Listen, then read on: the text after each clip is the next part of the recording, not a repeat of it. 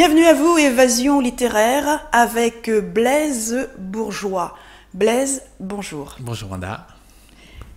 Blaise, alors, Tinico, c'est un petit garçon espiègle, un petit garçon comme tous les petits garçons. Dans un premier temps, tu vas nous dire d'où vient ce personnage. Alors, est-ce que c'est un personnage à la fois imaginaire, caricature, des petits garçons que tu as l'habitude de voir régulièrement? Alors, je dirais dans un premier temps imaginaire, parce qu'il est vraiment sorti de mon esprit, et puis aussi une caricature de tous les petits enfants que je rencontre, et surtout un petit peu mon fils qui à l'époque ressemblait énormément à Tinico. Blaise, il a quel âge? Il a 8 ans. C'est à 8 ans, il commence. Donc, si je vois bien, c'est toute une famille qui est tout au début de la BD. Ouais. En fait, c'est la façon dont j'ai envie de raconter un petit peu les aventures de Tinico, c'est-à-dire Tinico, donc le personnage principal, autour de toute sa famille. Donc, pour cet album-là, il part en Guadeloupe et on retrouve son grand-père, sa maman, son père et sa petite sœur Mélanie. Donc, depuis 8 ans, les mésaventures de Tinico, il y en a beaucoup, et il grandit. Alors, peux-tu nous expliquer chaque étape de la BD de Tinico? Alors, pour l'instant, il y a 3 albums. Voilà.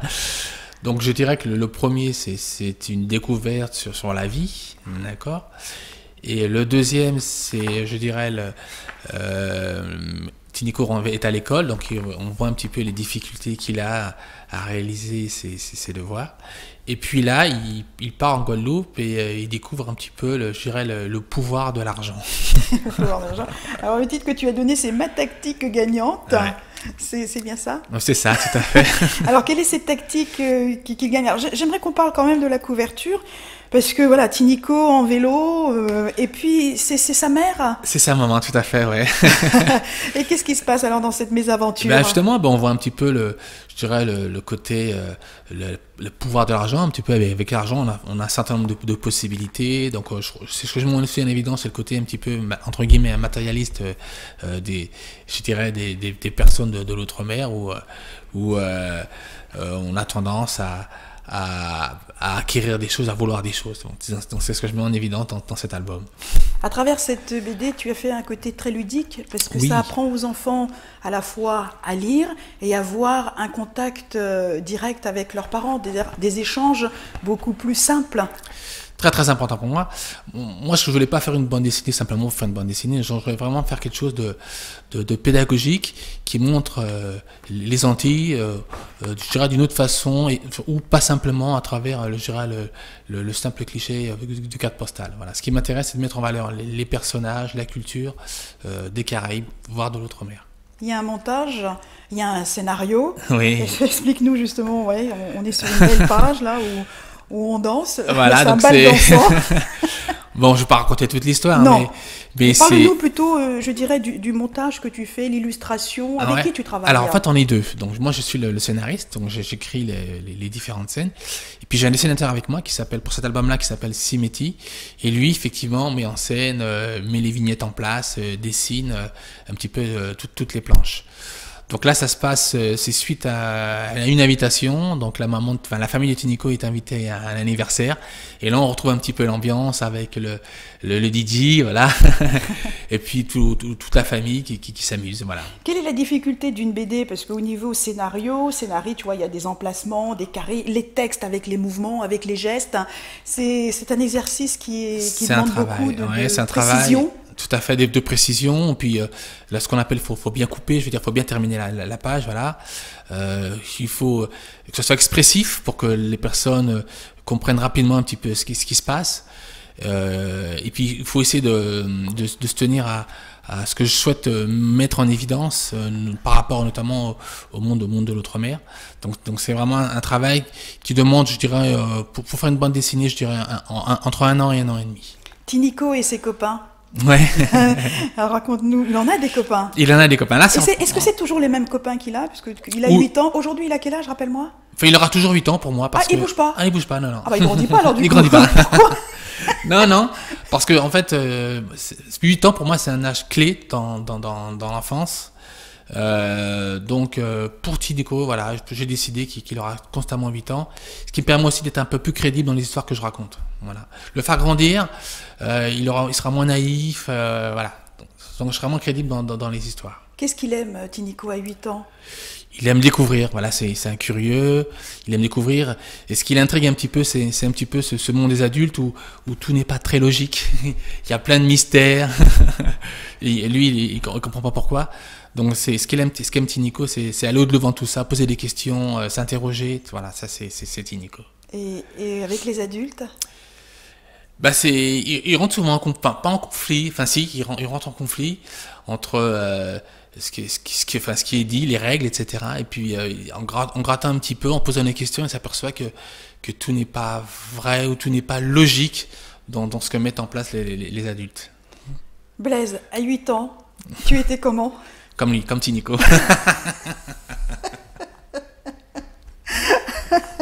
Alors, j'aimerais aussi que tu nous parles un peu. Je ne vois pas de famille. Alors, la grand-mère, tu m'as dit, donc je vais revenir tout au début, Oui. puisque c'est famille. Alors, oui, la grand-mère, il y a le grand-père. Alors, Voilà. les rapports qu'il a avec sa mamie. Sa mamie. Alors dans cet album-là, il aura pas la mamie, il sera plutôt en relation avec son grand-père, Papy Philibert. Alors, qu'est-ce qui se passe? Bah je dirais le grand-père, c'est le savoir, c'est la tradition, c'est la culture, voilà. Donc avec son grand-père, il y a beaucoup d'attachement, beaucoup d'amour aussi, et beaucoup d'apprentissage, voilà. Il est vraiment en état d'émerveillement devant son grand-père. Alors, justement, qu'est-ce que son grand-père lui apprend sur un plan de vue culturel? Déjà, parce que le créole. Le créole, la Guadeloupe, mais pas la Guadeloupe, je dirais, avec les clichés, la mer, etc. Non, là, vraiment les mœurs, un petit peu, je dirais, la sensibilité. Voilà. Tu reviens d'où? Je vois que... Moi, je viens de la Martinique. je sais que tu viens de la Martinique, mais récemment, tu étais où? Ah, j'étais à l'île Maurice. À l'île Maurice, avec Tinico? Avec Tinico, ça me donne des idées pour la suite de Tinico. Alors, raconte-nous un peu comment Tinico a été reçu justement dans le pays du territoire qui est, rappelle-moi, là. La Martinique? Non, là où tu viens. Ah, l'île Maurice. Alors, l'île Maurice. Alors, comment il a été reçu à l'île Maurice? Il a été très bien reçu, très chaleureusement. Les enfants? Les enfants ont aimé Tinico, puisque bon, c'est de par son look, de par sa façon de penser, je pense que c'est un petit garçon universel. Et ce qui m'a étonné, c'est la langue, en fait, c'est le créole, qui est pas si proche d'une autre. Pas si éloigné d'une autre, pardon. Voilà. Et tu peux me dire un mot en créole? Voilà, en créole, je ne veux pas faire offense aux Mauriciens. Ah oui. Mais le créole se ressemble, en fait, il ressemble un petit peu au créole de la Réunion. Et ce qui m'a étonné, c'est qu'on pouvait se comprendre. On est à des milliers de kilomètres, une distance entre l'océan Indien et la Caraïbe. Et à travers ce langage, qui est, je dirais pour moi, un langage universel qui est le créole, on peut se comprendre et je trouve ça extraordinaire. Et pourquoi tu parles de ludo-éducatif? Parce que on apprend des choses. C'est pas seulement une bande dessinée où on découvre. Voilà, c'est vraiment le but. C'est je montre, mais aussi je fais apprendre aux enfants. Alors il y a une petite moralité quand même dans l'histoire. C'est pour ça que j'appelle ça ma tactique gagnante. C'est que Tinico, il va réussir à trouver une tactique gagnante pour avoir de l'argent de poche. Mais dans l'histoire, il y a quand même une petite moralité, c'est-à-dire que toute chose se mérite. Oui. Ouais.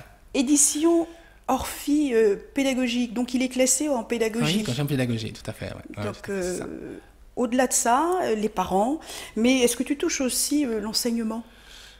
Alors, il m'est arrivé de faire des présentations dans les écoles, de présenter Tinico dans des écoles, pour expliquer, faut faire découvrir un petit peu, notamment la Caraïbe, enfin, plus précisément la Martinique et la Guadeloupe, parce que c'est quand même assez méconnu des enfants vivant dans l'Hexagone. Et puis aussi, expliquer un petit peu la morale de l'histoire à travers l'ouvrage. Alors, les BD de Tinico, tu les lis, tu les écris plus ou moins dans tes voyages, en Martinique, à l'île Maurice, parce que tu y reviens. Tu y reviens. J'y reviens. Ou en Martinique. Où est-ce que tu c'est ça, mon aspiration, c'est mon quotidien, c'est ce que je vois tous les jours, c'est ce que je découvre. Alors c'est vrai que j'ai une préférence lorsque je me déplace dans les îles, d'accord, puisque je raconte des histoires. Mes histoires, généralement, Tinico se trouvent dans les îles, donc c'est une grande source d'inspiration. Mais c'est vraiment mon quotidien, mon tous les jours, ce que je vis au quotidien.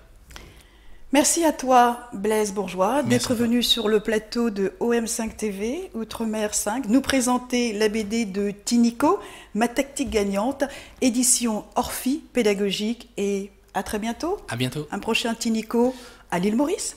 Peut-être, alors je te fais un scoop, Oui. le 4 est en cours de préparation. Ah, on va vite le découvrir. Et tu seras de nouveau invité sur notre plateau pour nous J'y parler conviens. du 4. Merci.